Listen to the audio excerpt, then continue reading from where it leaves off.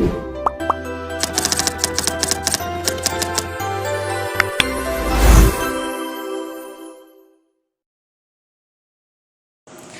giving! So, this is Jodeline and welcome back to my YouTube channel. So, for today's video, I will show you the things inside my bag if the disaster came. Let's go! Okay. So, the first one is water.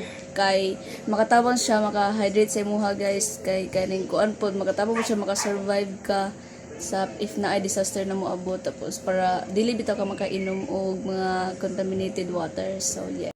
So next is we have here a flashlight kay if gabi ang kuan kaning bagyo na kay magamit bitaw like kaning dili ba nato makitaan kani ang dalan, so it is very important po na nato flashlight. So yeah, so the next one is radio. Okay, importante kay siya guys, kadiri ka makapamati og news kani regarding sa unsa na nahitabo sa gawas or sa kuan sa place bitaw, like na makapaminaw ka sa mga news na. So the next one is kaning whistle. Kay kaning if ma-stuck ka sa isa ka room guys or kaning isa ka place, kaning if kapuya na kag singgit anana, like na kay magamit bitaw nga whistle like. So yeah, na siya importante guys. So the next one is extra phone and charger. Kay kaning if malubat lugar mo ang kuan isa ka cellphone, na kay magamit bitaw na sa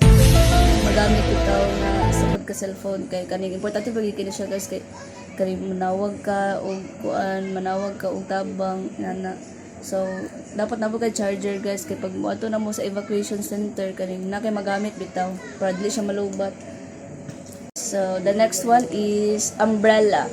Kay kuan siya kaning to avoid for you to getting wet. So nana kay importante ang umbrella guys, especially if gabi mahitabo ang disaster bitaw like bagyo, para kuan bitaw dili ka mabasa. So the next one is wallet. Kay importante kay siya guys, kay dili mo ibutang imo ang money. Kay kaning kuan kaning importante kay ang money guys, kay daghan kay magpalitonon na, especially if kaning dugay bitaw mahuman ang disaster. So the next one is your personal hygiene like shampoo, sabon, kaning toothbrush, toothpaste, kaning wipes, alcohol, and cotton buds. So yeah, importante kayo siya guys. Okay. So the next one is tissue.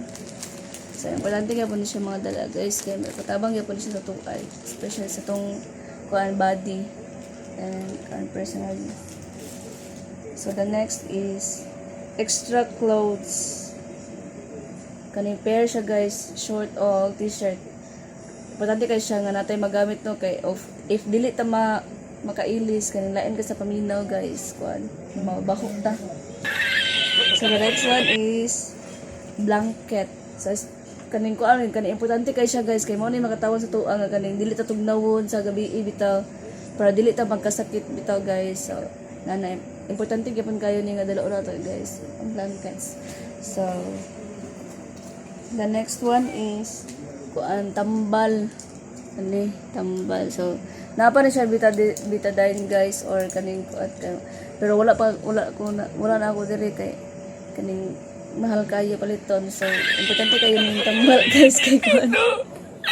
Importante kayo ni tambal kay kaning if magsakit lugar ka or nakay sabad o di ba di nakay tambal nga kuan dili ka magsalig sa rescue. Pero pwede gyapon nga manawag ang rescue, pero sada ginang naa kay imuhang personal bitaw guys nga kuan dalon nga tambal. So Okay.